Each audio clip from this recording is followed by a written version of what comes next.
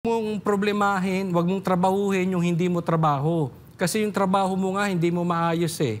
So focus ka ron. Focus ka doon. Parehas kayo ni Claire.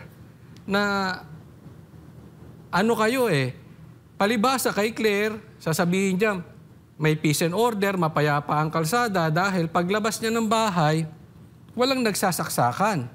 Ay baka naman sa first class subdivision o first class condominium niya nakatira, normal, walang nagsasaksakan. But it doesn't mean walang nagsasaksakan. Paglabas mo ng bahay, ibig sabihin mapayapa ang Pilipinas. Hindi po ganon. Sayang po yung pondo nyo sa intelligence kung ang mga sinusubaybayan nyo lang yung mga Duterte. Subaybayan nyo yung kapayapaan ng Pilipinas.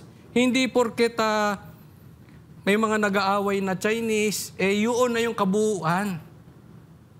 Hindi natin maitatanggi. Kahit po siguro grade 2, alam ang kalagayan ng Pilipinas ngayon magulo. Hindi po mapayapa. Bayolente po sa labas. No? So, wag mong problemahin, wag mong trabahuhin yung hindi mo trabaho. Kasi yung trabaho mo nga hindi mo maayos eh. So, focus ka ron. Focus ka doon.